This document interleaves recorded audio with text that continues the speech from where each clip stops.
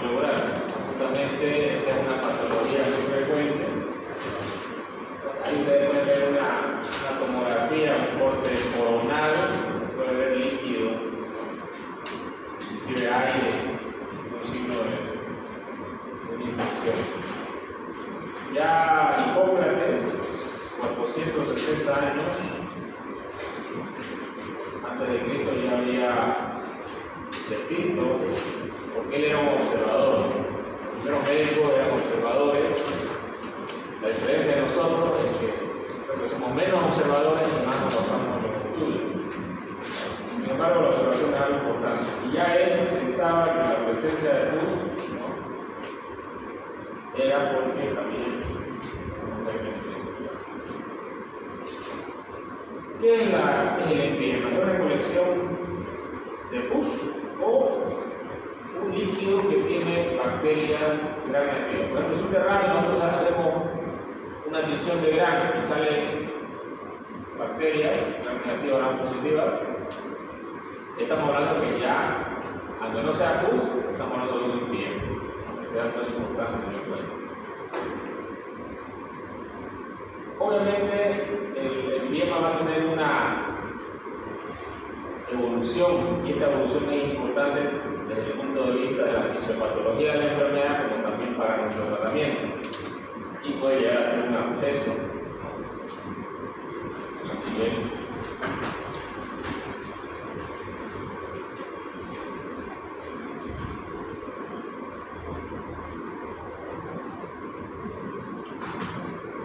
Entonces, vamos a tener otro que en la cavidad pleural, que es una cavidad virtual, no se va a encontrar esto, pero también podemos tener una colección. Por ejemplo, ya tenemos ahora en el hospital un paciente que se operó de peritonitis. Justamente ayer estábamos viendo con un estudiante y resulta que este paciente se operó hace 2 semanas.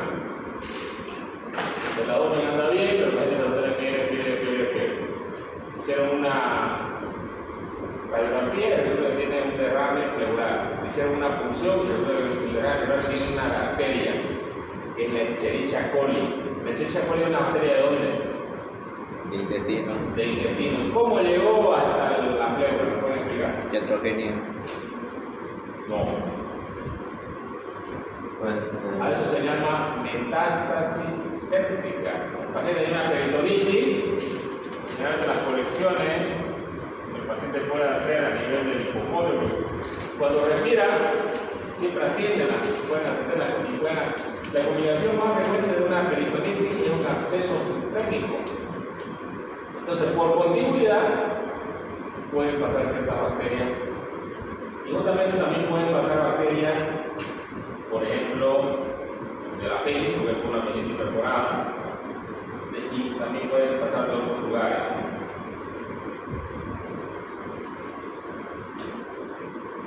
Al ser una entidad inflamatoria, ¿no?, y una entidad clínica compleja, tenemos que nosotros basarnos siempre, como en cualquier tipo de patología, nosotros necesitamos un respaldo. Tenemos la valoración clínica, que es subjetiva, porque no podemos nosotros corroborar muchas veces esto, ¿no? Pero sin embargo los estudios son objetivos.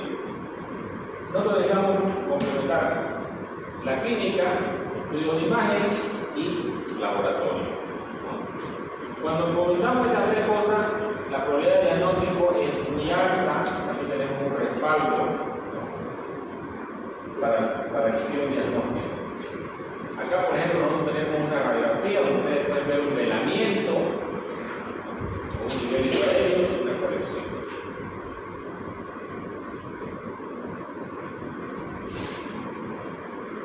Los conceptos han cambiado un poco. Antes de los 80 se decía que solamente se veía pus, era un empiema. Sin embargo, después de los 80, la presencia de un líquido clara con presencia de gérmenes, con una tensión de gran bacteria gram positiva, gram negativa, ya se considera también un empiema. Actualmente la presencia de líquido claro y el examen físico con valores de un pH menos de 720, más de 50%, menos del plasma, LDH más de 1000 unidades funcionales, leucocitos más de 30.000 por milímetro cúbico, ácido láctico más de 45, son los parámetros de líquido que tenemos que evaluar. ¿Y por qué vienen los empiemas? ¿Cuál es la causa? Generalmente, después de una neumonía, el paciente es la causa más frecuente que el paciente va a ser empiema. Entonces tenemos los post-neumónicos. Post una neumonía, obviamente mal curada, el paciente tiene un 37% de probabilidad de hacer un empiema.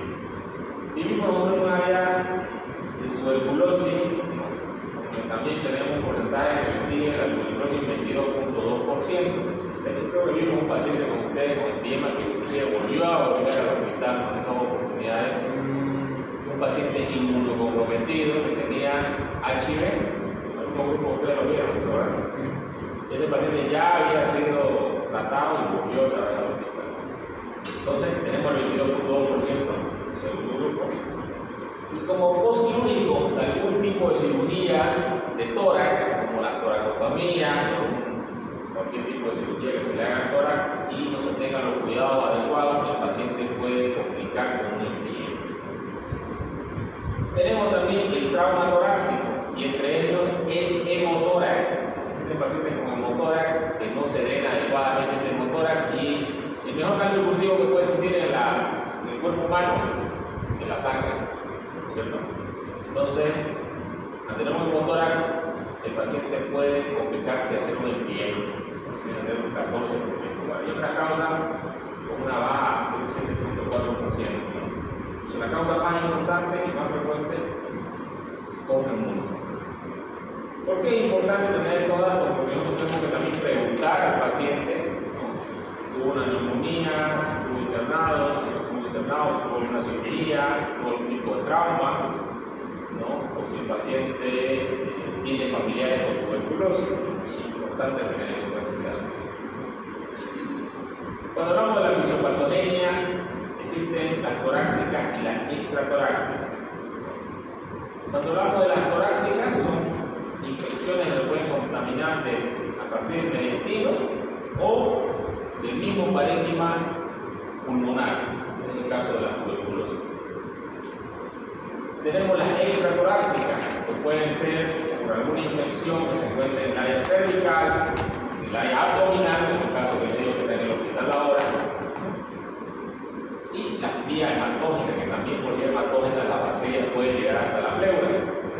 Por ejemplo, un paciente con una infección urinaria o con una peritonitis puede llegar a ser una infección a nivel de la pleura por continuidad. Y justamente estas son las vías que pueden llegar. Causas torácicas, ¿no? Infecciones broncopulmonares, infecciones postoperatorias, trauma de tórax, la función cada vez es menor de esta probabilidad porque es más difícil que hagamos una complicación de esto. Tenemos la biopsia pulmonar percutánea y la perforación esofágica o traqueal, que puede ser por endoscopía, por un síndrome de Borhaven, Mallory-Weiss, o por un trauma, podría llegar a presentar un derrame.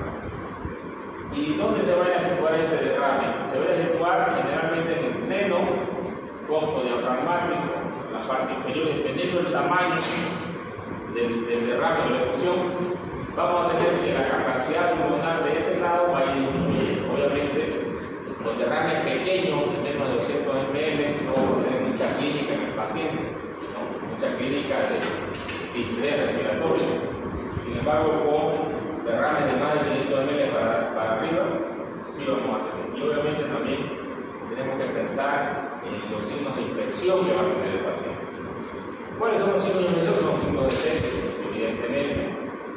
Taquicardia, leucocitosis, taquimia, fiebre, escalofrío, ¿no?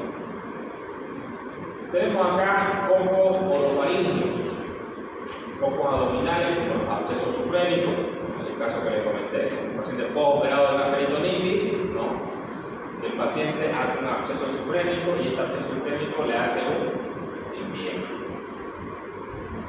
Abscesos hepáticos, que generalmente vemos en pacientes que son inmunocomprometidos. Hemos tenido dos pacientes hepático, uno de ellos con HIV y otro paciente con diabetes. Siempre generalmente están asociados a una enfermedad inmunosuprimida. Tenemos también la diseminación linfática y la diseminación hematógena.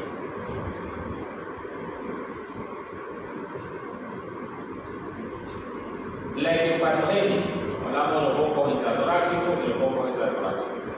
Intratorácico pulmonar, neumopatías agudas o crónicas, bacterias como la tuberculosis, bacilo de Koch, obstrucciones bronquiales, algún tumor de cuerpo extraño que entre y se quede en un bronquio y haga una ectasia bronquial y luego esto se infecte.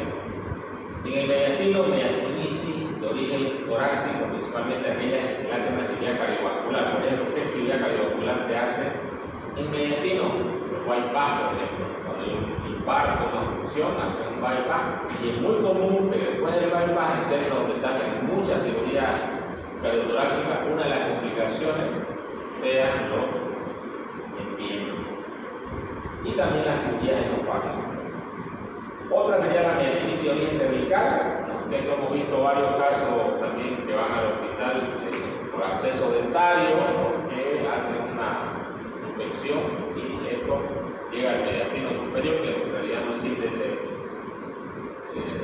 ese término, pero nosotros lo aplicamos para decir que la retrofaringe va a comunicar el mediastino.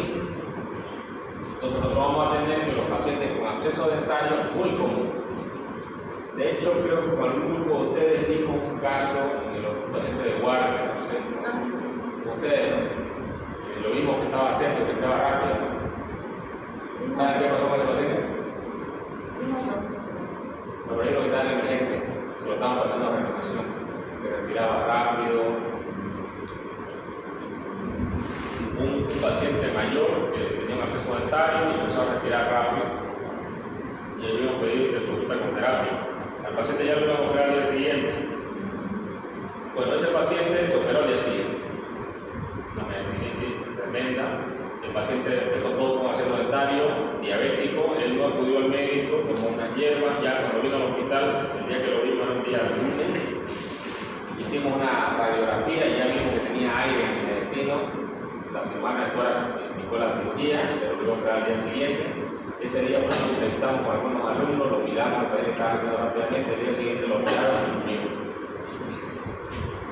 Justamente la mediastinitis es una de las complicaciones muy rápidas que puede matar a una persona. Quizás de las más rápidas. En 24 horas una persona puede hacer una mediastinitis y puede morir. Y esto se debe a que el mediastino no tiene una irrigación propia, hay un tejido graso areolar. Este tejido graso, como no tiene una irrigación propia, la infección disemina rápidamente. Y la toxina se absorbe y el paciente pasa de una sepsis a shock séptico a falla multiorgánica en menos de 24 horas. Entonces, si quieren ustedes una gangrena, ese paciente, claro, el paciente llegó, estaba mal, ya pedimos de consulta todo, bueno, se remojó la cirugía hasta el otro día, pero igual el paciente lamentablemente no salió. Así hemos visto muchos casos, no tiene que tener mucho ojo para educar la mediastinitis. Vamos a hablar de mediastinitis en la próxima clase. Es importante también, una disfunción muy severa que puede haber en el paciente. En este caso, la mediastinitis va a producir un edema. Tenemos la parietal, que puede ser por una osteitis debido a la pared del tórax, una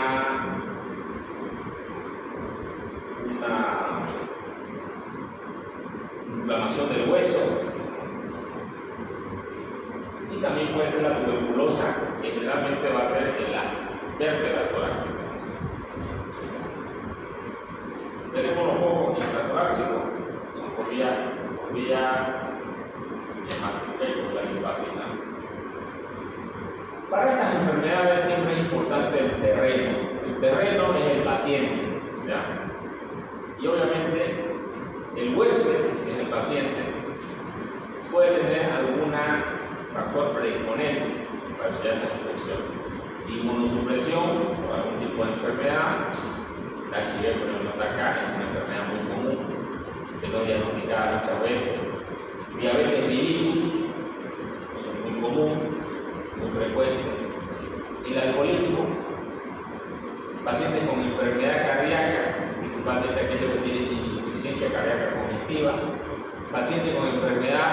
obstructiva crónica, debido a que los pacientes no oxigenan adecuadamente. Y la oxigenación es importante para que los tejidos puedan también llevar la cantidad de células adecuadas para la inmunidad. No nos olvidemos de los pacientes con neoplasia, con algún tipo de neoplasia, también estos pacientes tienen una inmunidad disminuida. Tenemos las tres fases. Esta es una pregunta de examen que siempre se pregunta, ¿verdad? ¿Cuáles son las fases del edema pleural? Tenemos una fase exudativa, como su nombre indica, exudativo, vamos a ver, el líquido. Una fase fibrinoplurulenta donde el líquido, después de cierto periodo de tiempo, más de cierta 10 días, se hace un líquido más espeso. Y tenemos la fase organizada, literalmente después de 2 semanas, cuando empieza a aparecer esta fase donde ya se hace una fibrina muy espesa, donde obviamente cada una de estas fases es importante para el tratamiento. En la fase exudativa nosotros podemos colocar un tubo de tórax que puede drenar esto, o 2 tubos de tórax, hacer lavado en la prueba y se acaba. En la fase fibrinoplurulenta tenemos que colocar un tubo más grueso, hacer lavado e inclusive si no me dan con esto tenemos que al paciente hacer una toracotomía para hacer una toilette, se llama, que es el baño, se dice en francés, pero en realidad es la limpieza de la cavidad pleural. Una toracotomía para hacer una limpieza de la cavidad pleural que se conoce como toilette. Y en la fase organizada, donde en cierta parte del tórax se va a formar un absceso, nosotros vamos a hacer lo que se conoce como una ventana torácica, que es la apertura, sacar un pedazo de costilla de ese lado y hacer que el absceso drene hacia el exterior. Eso se conoce como ventana torácica, que lo vamos a ver ahora. La fase exudativa va entre horas a días, es una inflamación pleural, vamos a tener líquido acuoso, si ustedes quieren la densidad de ese líquido como el agua que ustedes tienen en su botella. Y cuando hablamos ya de la fase exudativa, ya el líquido es más viscoso como el aceite, de hecho mucho más viscoso que el aceite, más espeso. Y obviamente en esta fase exudativa nosotros podemos tener líquido rico en proteínas con pocos leucocitos, menos 500 células por ml. Podemos tener niveles de glucosa y pH que son normales y un aumento de la permeabilidad vascular. El tratamiento es el drenaje pleural, ¿no? Y terapia antibiótica de acuerdo al antiguo antibiograma de Kelvin aislado. El pulmón generalmente se expande fácilmente. En la fase fibrinoplurulenta, que va a ser ya después de las 2 semanas, vamos a tener otro líquido que va a ser más turbio y mucho más espeso. De la densidad ya se vieron ustedes como la leche condensada, una densidad bien. Por ejemplo, si ustedes yo le digo agarren leche condensada y aspiren con una bombilla, ¿van a poder? No. Entonces yo le digo aspiren esa agua con una bombilla, van a poder. ¿Para qué eso es importante? Eso es importante para saber si yo puedo drenar esto mediante un tubo que tiene una cierta cantidad de French o tengo que hacer una cirugía. Evidentemente para esa es la importancia. Tenemos predominio neutrófilos en el líquido, tenemos disminución de la glucosa, un pH menos de 720 y tenemos una fase de transición de inicio de la aspiración pulmonar y un después del servicio pleural. Entonces el tratamiento en esa fase o es un tubo de drenaje bastante grueso que lo colocamos en la parte más baja y otro tubo para hacer lavado o directamente hacemos la toracotomía para hacer la limpieza de la cavidad pleural. Fase 3, la fase organizativa, que ya hablamos que pasa después de la segunda semana, ya hasta la 8ª semana, donde vamos a tener una fase, ya va a estar esto una colección, ¿no? Que inclusive comunica, está cerca de la pared, a veces puede haber una fístula broncopleural, el bronquio que está afectado, y vamos a tener un aumento de capilares y una hiponegenesis. Generalmente acá hacemos lo que se llama, cuando está bien pegada la pleura y no se puede expandir el pulmón, se hace una decorticación y una ventana torácica. Acá pueden ver ustedes cómo se ve una toracotomía en un paciente, cómo se ve la fibrina, y todo esto blanco que ustedes pueden ver acá. Todo esto blanco de la fibrina, esta es la pared torácica abierta, se está haciendo el lavado de la cavidad, este es un finonguieto que es un separador automático para separar la costilla. enfermedad tardía, que puede durar meses, un fibrotórax, deformación vascular, fibrilación de deformación paquipleura. Esta paquipleura viene del término paquidermo, que es la piel del elefante, y es una corteza que se hace por encima de la pleura. Y esta paquipleura no deja que el pulmón se respanda. Y una de las cosas importantes para la función del paciente es que el pulmón se respanda, entonces a veces hay que hacer decomplicación y ir a recortar esa paquipleura. Pero son cirugías bastante sangrantes, hay que evaluar muy bien a los pacientes, porque los pacientes inclusive pueden no salir de la cirugía por la hemorragia que puede haber en el postoperatorio, entonces hay que evaluarlos adecuadamente. Generalmente esto ya es una fase crónica que el paciente va a tener.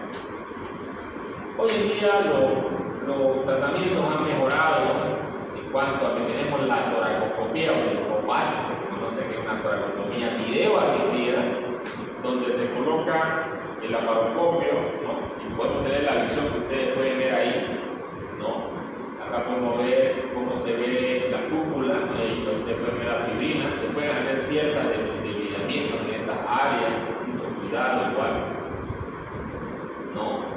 Porque también las complicaciones son que puedo perforar el pulmón, puedo tener una lesión vascular, hay varias complicaciones que pueden pasar. Aquí tenemos la fibrina, y ya tenemos cómo está limpio, fíjense, ¿no? Se puede hacer por videotoracoscopía, ¿no?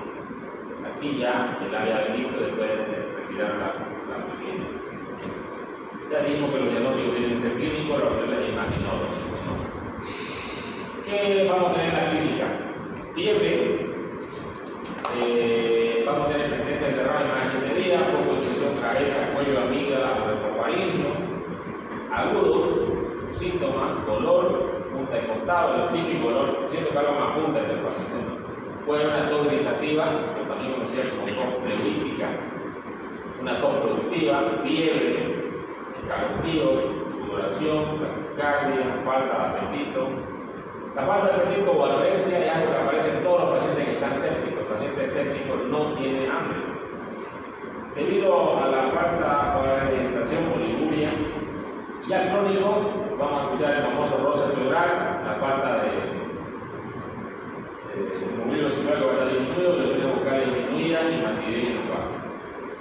El diagnóstico, tenemos laboratorial, la admisión de Gran es el estudio para ver si es Gran heteropositivo, admisión de Signelsen para ver si este es TB, cultivo, siempre vamos a hacer un cultivo y un biograma para ver qué bacteria desarrolla, y el cultivo porque es importante.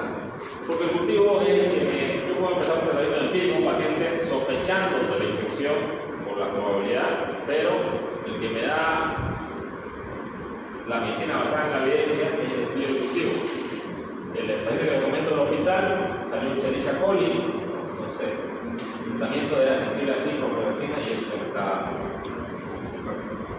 ¿Cómo hacemos el estudio líquido? Mediante una toracocentesis, ¿no? Para ver el tema del líquido, si es pus, si es aromático, si es hemático, si es citrino. Cada una de estas nos va a dar pautas. Cuando es hemático o seromático, podemos sospechar en trauma o podemos sospechar también en neoplásico. ¿Se acuerdan que vimos el video? Era neoplásico. Físico-químicos. pH-720, igual que la función menos de plasma, pH más de 1000, líquido más de 30.000, ácido láctico más de 45 miligramos por ¿Cuál es el citrino? Sí. Citrino es el color así como la orina, un color ámbar, un color amarillento, así como la orina, más o menos. Citrino. Cuando es hemático, es un color sangre, ¿no? Cero hemático no es tan sangre, es más ceroso y hemático, tipo rosado, ¿no? Y tú blanco, evidentemente, como leche condensada, ¿no? También nosotros estudiamos el citológico, porque el citológico nos puede dar presencia de células neoplásicas, ¿no? O polimorfonucleares, bueno, acá, linfocitos más del 50% nos indica tuberculosis, eosinófilo o también glóbulo rojo. El diagnóstico de la biopsia cerebral es importante para el estudio histopatológico. principalmente para saber si no trata de un tumor. La fibrobroncoscopía es útil, ¿no? Generalmente en los pacientes que presentan cáncer de pulmón, tumor benigno, cuerpo del cráneo, cemillado bronquial, biopsia, lavado bronquial, lavado bronquial. El examen respiratorio se determina por los gases en sangre. Medimos generalmente el CO2 y el oxígeno para ver cuáles son sus parámetros. La espirometría es para evaluar los volúmenes y capacidades pulmonares del paciente. Y el centuriograma BQ es para saber lo que entra de oxígeno y la irrigación que tiene el pulmón. Con este centuriograma nosotros podemos saber la capacidad total del pulmón. Por ejemplo, si yo tengo todo este pulmón está bien, 50%, y este puedo tener que no, el pulmón no está teniendo el índice adecuado debido a la infección que el paciente presenta o la falta de expansión, y voy a tener un índice más reducido. Hablamos de un 25%, ¿no? Quizás menos. Obviamente, el paciente, si va despacio, lo va a tolerar, si va rápido, no lo va a tolerar. Me olvidé de ver la lista.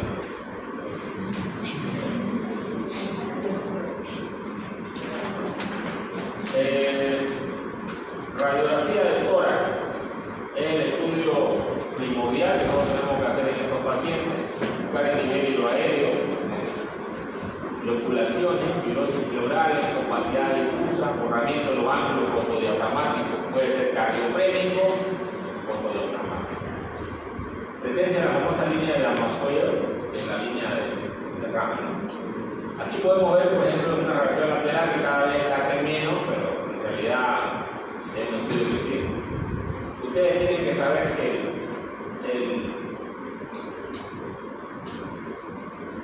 el seno fotodiafragmático anterior es mucho más alto que el posterior. Por eso muchas veces en una radiografía de frente, ¿no? Nosotros podemos tener líquido y no podemos ver ese líquido que hasta acá, ¿no?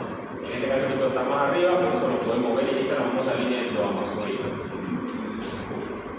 Sin embargo, todo lo que velamiento muchas veces es derrame. ¿Qué estudio complementario lo haríamos al paciente? Para saber si es verdaderamente líquido.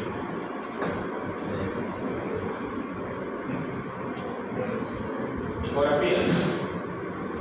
La ecopleura me dice si es líquido, generalmente para con eso yo confirmo completamente. Yo acá en la ecografía solamente puedo decir que hay una densidad, obviamente alta la probabilidad de que sea líquido, pero no lo puedo afirmar. Una fibrosis pulmonar de base se podría haber parecido a esto, ¿no? Por eso es importante tener la ecografía. Acá tenemos, cuando un paciente tiene 200 ml, cómo se puede ver, ¿no? Realmente, inclusive veo que el tórax, el pulmón no puede expandir completamente, hay una línea acá, nos permite ver. Acá tengo, cuando hay muy poco líquido, 25 ml, prácticamente no se puede percibir adecuadamente. Aquí veo un derrame bastante grande que ya está llegando hasta la parte alta, y también presenta una condensación del otro lado. Aparentemente bronquial. Acá tenemos ya una condensación en la parte alta y una condensación en la parte baja. Y aquí estamos hablando de una fase más avanzada, donde ya se ha coleccionado en la cavidad torácica. Y evidentemente acá lo tenemos muy poco flujo de capacidad pulmonar en este paciente. No prácticamente está respirando solamente con este pulmón. ¿Y este pulmón qué es lo que hace? Este pulmón, como cualquier órgano que está funcionando solo y el cuerpo necesita la oxigenación completa, se hiperexpande, fíjense ustedes, ¿no? El campo pulmonar está bastante más acentuado porque trata de suplir lo que no puede hacer este pulmón. Entonces tenemos nosotros los niveles hidroaéreos y hidroaéreo, ¿no? Aquí tenemos hidroaéreo. Generalmente cuando es un absceso vamos a tener una burbuja, ¿no? Y los bordes van a ser irregulares. Cuando es un empiema, ¿no? Generalmente vamos a ver los senos contrafáticos y cardiofrénicos que van a estar en corte fino. Bueno, la tomografía es uno de los mejores estudios para que nosotros podamos identificar si se trata de un absceso o no, porque vamos a ver la cavidad que tiene este paciente. Aquí podemos ver una colección. Justamente podemos saber en este corte sagital, no, perdón, corte coronal, podemos ver que está en la parte posterior. Este es el diafragma, está la aorta, la vértebra. La tomografía es un estudio que nos da pautas tridimensionales, anteriores, posteriores, ¿no? Y nosotros vamos a identificar el lugar exacto donde está el paciente, que nos sirve también para hacer un drenaje y un tratamiento del paciente. Entonces podemos lograr parte blanda, parte ósea, pleura parietal, pleura visceral y lo más importante también el parénquima pulmonar que podemos lograr con la tomografía. Entonces nosotros vamos a identificar acá, por ejemplo, cuando uno es tórax y líquido por la parte posterior. Aquí podemos ver un absceso en el líquido y en el aire. Aquí podemos ver un infiltrado dentro del parénquima pulmonar en bases, y podemos ver un corazón bastante grande, realmente una área congestiva también. Aquí podemos ver un líquido que es más claro. ¿Cómo nosotros sabemos si los líquidos son densos o claros? En la tomografía se mide con unidades Hounsfield. Las unidades Hounsfield son unidades que cuando uno pone el cursor acá le dice tantas unidades Hounsfield en la tabla, uno sabe que los líquidos son más densos, mayor unidad de Hounsfield. Si es sólido, mayor unidad de Hounsfield. Si es aire, menor unidad de Hounsfield. Acá tenemos líquido, fíjense ustedes, ¿no? Líquido. Y en la otra parte tenemos un pequeño derrame laminar cerebral. La parte posterior. Tenemos una condensación de la parte de la base pulmonar. Aquí tenemos un absceso que tiene unas paredes bastante gruesas en la parte posterior. Si a este paciente le hago una radiografía de frente, por ejemplo, yo voy a ver el absceso, pero yo no sé en qué parte está, si está aquí adelante, está aquí en el medio, o está en la parte posterior. Y justamente para qué me sirve esto, para que yo pueda hacer un tratamiento dirigido al paciente. Aquí tenemos un grande vaso. Aquí podemos ver un paciente con un absceso, evidentemente tiene bastante aire, por un trauma, fíjense que las costillas están fracturadas, ¿no? Y está el absceso inclusive por ordenar solo. El cuerpo lo que hace es tratar de expulsarlo de todo el cuerpo. Y evidentemente, aquí podemos ver las imágenes de aire que son generalmente formadas por bacterias anaerobias. Aquí está el paciente. La tomo, prácticamente está diciendo cortame, digamos, la verdad que yo lo veo como corto. Así llegó el otro día un paciente al hospital, ¿no? Estábamos con el cirujano oncólogo, un cirujano oncólogo que fue el presidente de nosotros ahí en el hospital, y vaya cirujano oncólogo y está yendo al hospital. Y llega una paciente parecida, así, en la espalda tenía una lesión rojita. Es una vez, tenemos todo, ¿qué es lo que nosotros tenemos que hacer siempre? Cuando vemos tu dieta, lo ordenamos. ¿Qué tenemos que tener? Imágenes. Correcto, tenemos que tener imágenes. Al paciente lo mandé a hacer una ecografía y en la ecografía me mandaron edema, no tenía nada para adelante. Entonces, muchas veces lo que aparenta ser algo que es, puede ser que solo sea en el estudio de imagen. Jamás cometan el error de drenar sin pedir un estudio de imagen. Porque puede ser que ustedes aparentemente crean que es un absceso y no serlo, porque le falte tiempo. Y una vez si le falta tiempo, con antibiótico el paciente va a mejorar. Entonces, los abscesos drenan cuando están listos para drenar. En este caso, la ecografía es el estudio gold estándar para detectar conexiones intratoráxicas, inclusive intraabdominales. y también para hacer tratamiento, porque con la ecografía yo directamente sé el lugar donde voy a hacer y puedo hacer la punción directamente por esta colección que tiene el paciente. Bueno, aquí tenemos la toracocentesis, que es la colocación de un drenaje pleural, dependiendo, puede colocar dependiendo la cantidad de líquido, si es un líquido que es bastante menos denso, puedo colocar un tubo de tórax y eso va a llenar completamente. En el embrión pleural, a diferencia del trauma de tórax que colocamos en el cuarto o quinto espacio intercostal, nosotros tenemos que colocar acá las partes más bajas, no hablamos del sexto o séptimo espacio, y la línea axilar posterior, no anterior. ¿Por qué? Porque ya dijimos nosotros que el seno portodiafragmático es más bajo del anterior o posterior. ¿Se acuerdan? El posterior es más bajo. El posterior es más bajo, ¿no es cierto? Entonces, aquí vamos a volver para atrás para que los que no se acuerdan, aquí también el seno posterior es más bajo, ¿no es cierto? Entonces, el tubo se debe colocar en la línea axilar posterior por eje, para que todo el líquido salga. Todo el líquido salga. ¿En qué espacio intercostal? Entre el sexto y séptimo espacio intercostal. Pero siempre es importante que nosotros tengamos una radiografía y valoremos los espacios 1, 2, 3, 4, 5, 6, 7. ¿No? Toquemos acá y también en el momento que le vamos a colocar el tubo, le damos una ecografía para ver el punto y no equivocarnos.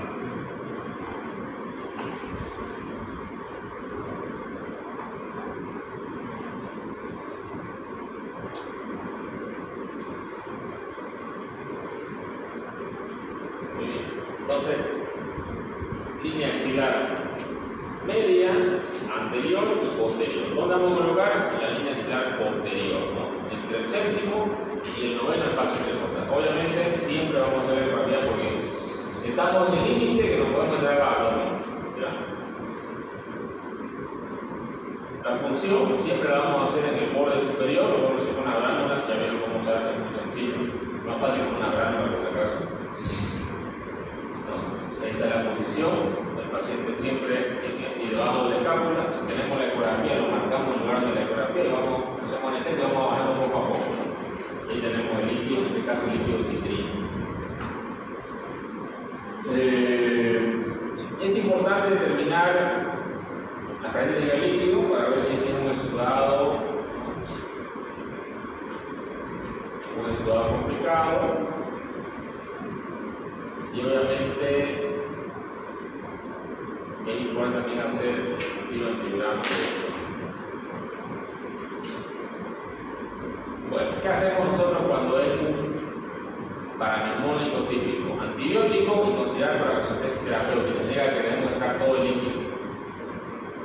Casi complicado, antibiótico, tubo de drenaje y considerar fibrinolíticos. Complicado simple, tenemos bacterias gram positivas, cultivo positivo, no inoculado ningún antibiótico, tubo de drenaje y pleuro, fibrinolítico. Complicado, complejo, gram negativo, cultivo positivo, fluctuaciones múltiples, antibióticos, drenaje celular y en este caso consideramos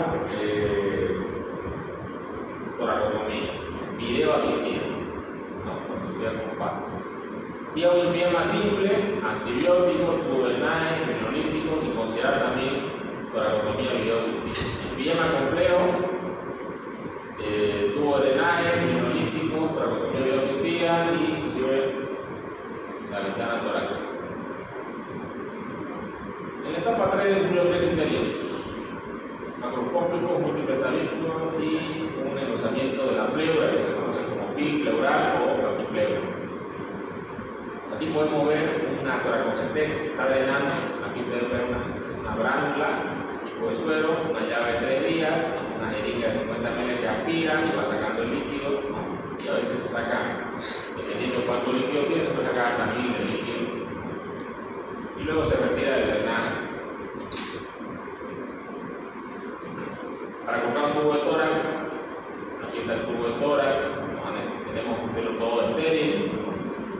anestesia local, pinza.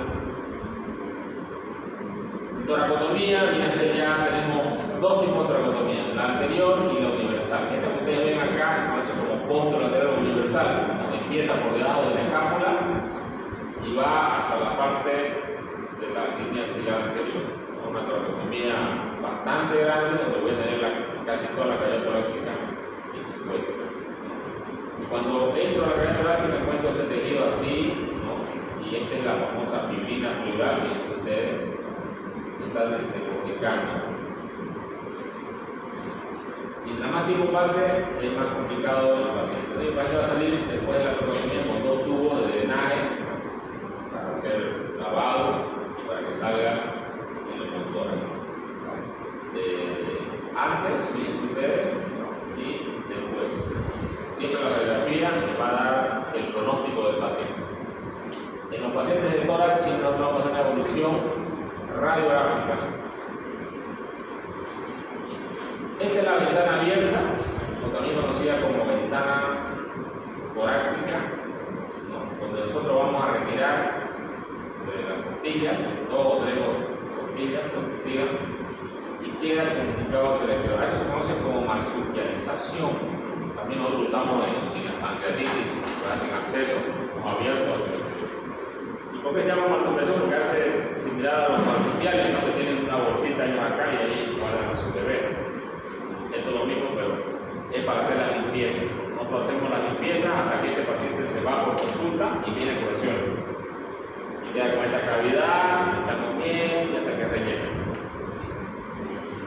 ¿Y esa abertura queda de manera permanente o...? Algunas veces se va cerrando cuando tiene buena cicatrización y otras veces no se cierra, pero no hay infección, hace un cultivo y se hace una toracoplastía. Pero siempre este pulmón va a quedar más chico. O sea, ¿qué es lo que nos da a nosotros las infecciones de los pulmones? ¿No? O sea, si quieren ustedes la cirugía del pulmón, nos da los pulmones. Pero si tenemos un pulmón lesionado, generalmente este campo pulmonar se va a ver más reducido, digamos, porque la expansión es por los pulmones directamente, no es por los músculos, ni nada, es por lo que tenemos por dentro. Si tenemos buenos pulmones, vamos a tener una buena expansión. Entonces, en algunos casos no se necesita cirugía, va cerrando solo hasta que cierra, ¿no? Y en otros casos sí se hace una toracoplastía. Y en otros casos se pueden reinfectar y hay que internarlos nuevamente a estos pacientes porque se ponen bastante mal. Pero son seguimientos clínicos. ¿Cuáles son los más graves de curar? Tuberculosis. Así que si es tuberculosis, cuídanle. Si les gusta los restos, métanle. Tuberculosis puede curar meses y meses, no se lo pongan.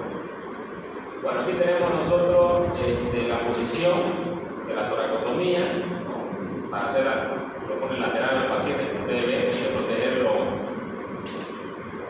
levantar los nervios, los brazos, no tienen que estar en esta posición.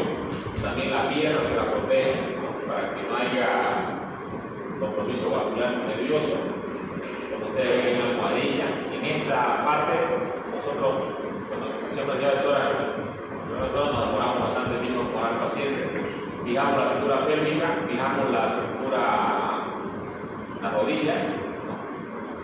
Acomodamos bien al paciente, acolchonamos la área que haya de presión, porque a veces ya duran bastante tiempo y no hay que hacer mucha. Y este lugar vamos a hacer la toracotomía. Se empieza del cuarto espacio intercostal, ¿no? Una línea para escapular, ¿no? Hacia abajo.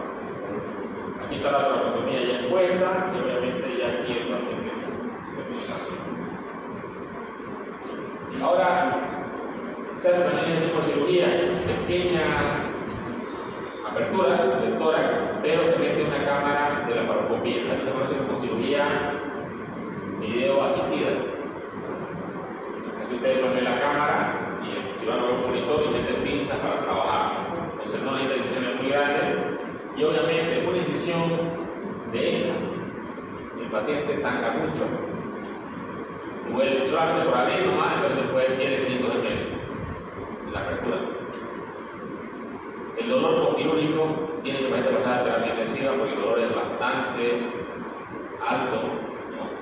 Y le puede causar dificultad respiratoria. Entonces,